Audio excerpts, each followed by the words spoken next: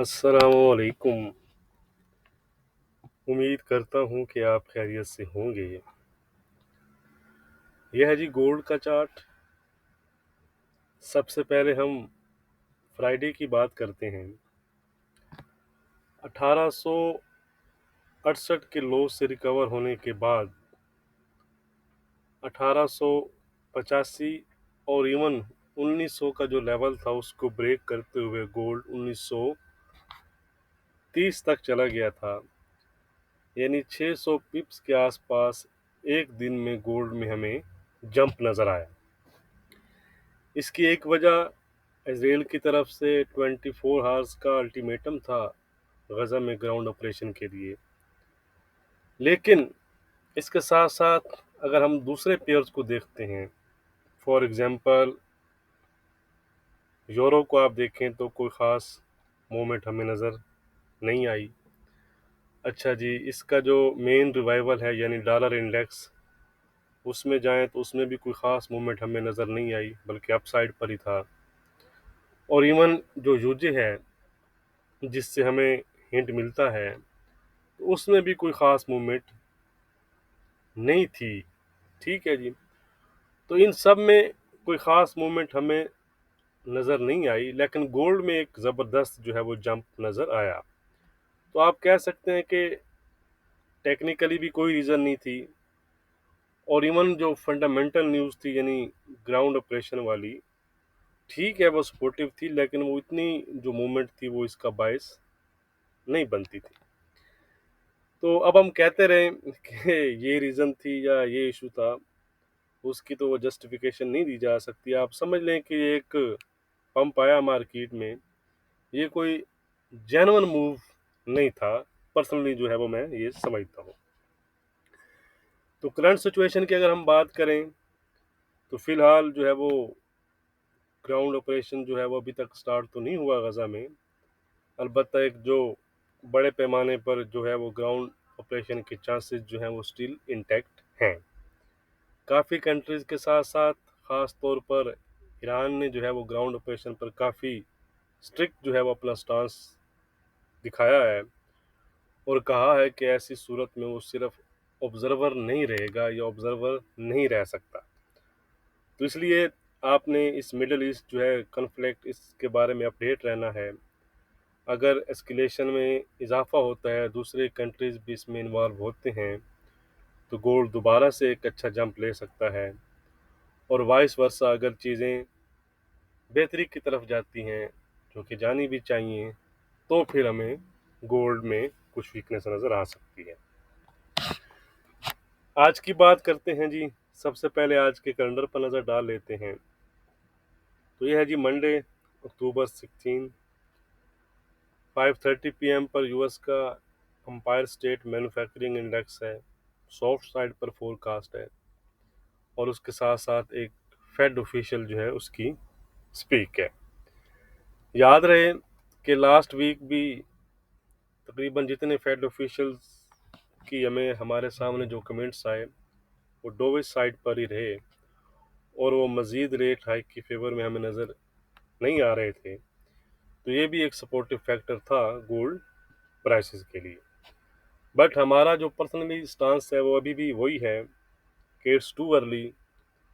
अभी भी हम समझते हैं कि मिड टू शॉर्ट टर्म के लिए जो इन्फ्लेशन है वो एलिवेटेड रह सकती है, और इसी वजह से जो फेड है वो रेट्स को हायर साइड पर एक लॉन्गर टाइम ऑफ पीरियड के लिए होल्ड रख सकता है। और इवन किसी हद तक जो है वो चांसेस हैं कि एक रेट हाइक और हो जाए। तो ये है जी गोल्ड का चार्ट। 1915 के आसपास ट्रेड कर रहा है, रीट्रेट हुआ है। तो जैसा कि हमने वीकली फोरकास्ट भी नहीं किया, तो वीकली फोरकास्ट के लिए हम डेली चार्ट की तरफ चलते हैं। डेली चार्ट में उसको हम डिस्कस करके फिर हम इंट्राडे की तरफ आएंगे और इंट्राडे के लेवल्स देखेंगे। ठीक है जी। उससे पहले अभी तक अगर आपने वीडियो को लाइक नहीं किया तो लाइक ज़रूर कर दिया करें। डिस्क्रिप्शन जो है वो ज़रूर चेक किया करें, उसमें गोल्ड के जो लेवल हैं वो डिटेल से डेली बेसिस पर दिए जाते हैं। बाकी न्यूज़ और डाटा के अपडेट्स के लिए आप मुझको टेलीग्राम, फेसबुक और ट्विटर वगैरह पर फॉलो कर सकते हैं। उनके लिंक्स भी जो हैं वीडियो के डिस्क्रिप्शन में दिए गए हैं। तो अगर आपको याद हो, सबसे पहले मैं थोड़ा सा एक बात करना चाहूँगा कि जब गोल्ड यहाँ से लास्ट टाइम बाउंस हुआ था, और तकरीबन ये रशिया के टाइम, नहीं रशिया है, आई थिंक रशिया के टाइम पे था कि गोल्ड जो था वो 284 के आसपास तक गोल्ड चला गया था। तो तब भी यहाँ पर एक गैप था, और हमारा व्यू था कि वो गैप को फिल करेगा। और इवन अगर आपको याद हो तो मैंने आपको कहा था कि 1808-10 का जो लेवल है वो टेस्ट होना चाहिए, और वहाँ से फिर गोल्ड को बाउंस दोबारा होना चाहिए।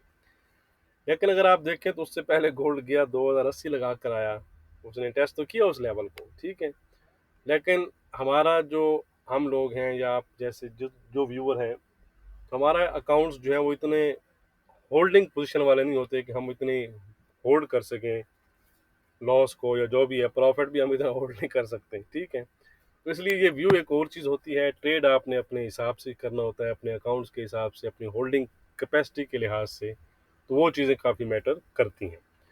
अब अगर आप देखें, ये एक जो जंप नज़र आया है, ठीक है, तो अभी भी स्टिल मैं ये समझता हूँ कि कम अज़ कम गोल्ड को इस लेवल का टेस्ट करना चाहिए, 1820 का, ठीक है जी, 1820-30 का जो है वो टेस्ट होना चाहिए, ठीक है।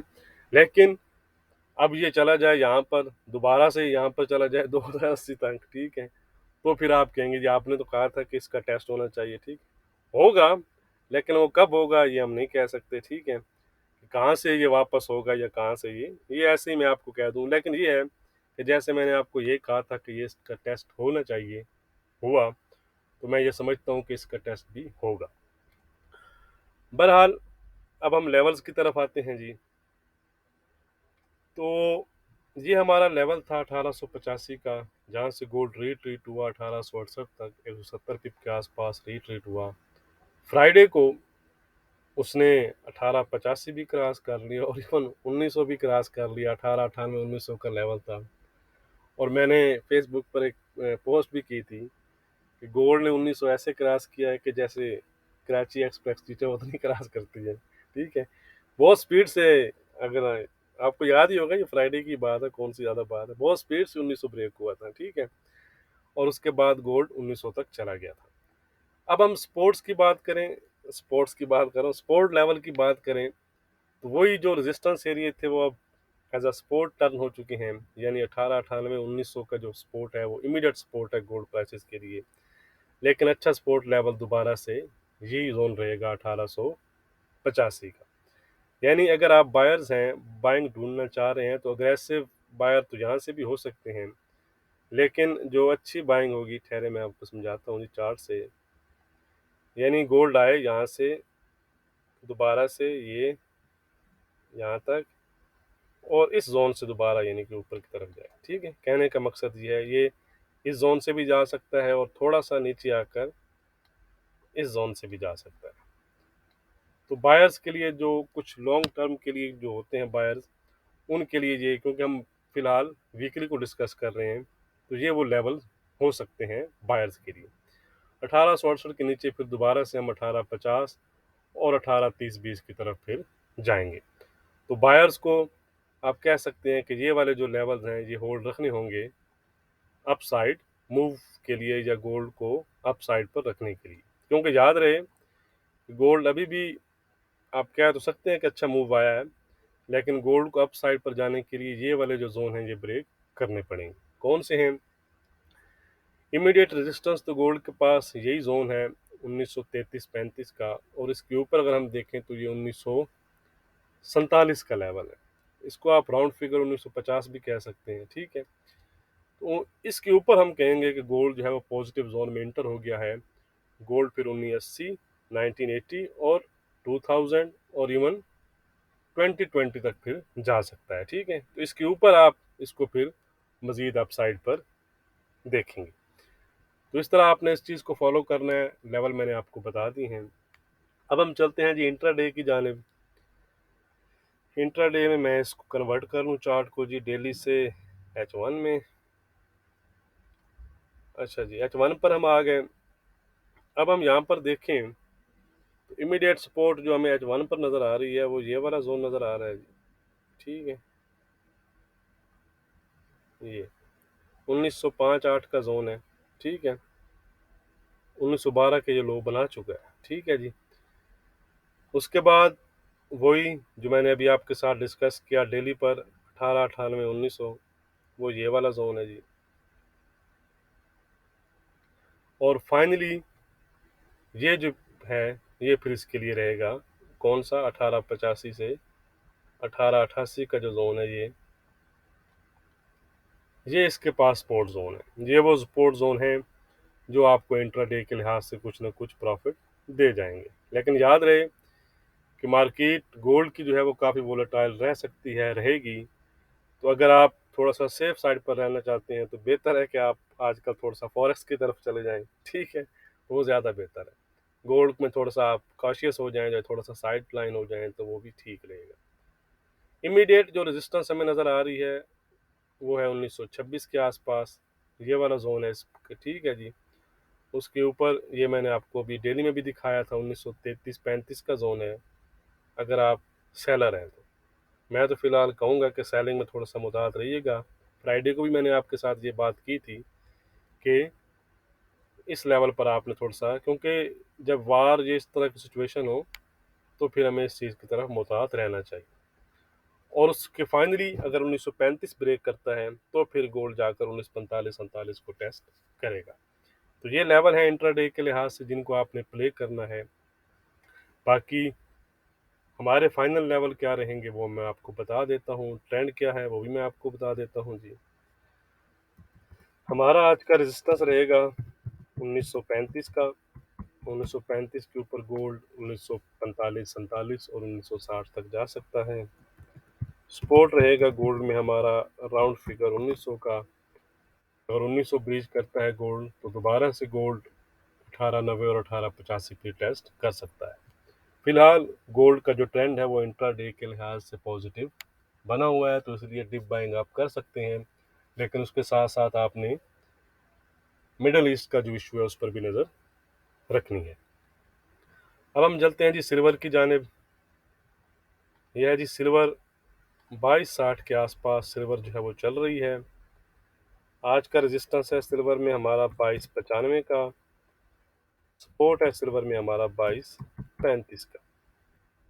ट्रेंड है सिल्वर का भी इंट्राडे के लिहाज से फिलहाल पॉजिटिव। ये है जी क्रूड ऑयल। इसमें भी अच्छी तेज़ी हमें आई, फ्राइडे को नज़र आई। इसमें तकरीबन ये 88 तक चला गया था और फिलहाल 1870-50 के आसपास ट्रेड कर रहा है। रेजिस्टेंस है जी 8950 का क्रूड ऑयल में आज, और सपोर्ट है 8550 का, 55 का। ट्रेंड है इंट्राडे के लिहाज से क्रूड ऑयल का पॉजिटिव। वीडियो को लाइक और शेयर करना मत भूलिएगा। बहुत शुक्रिया।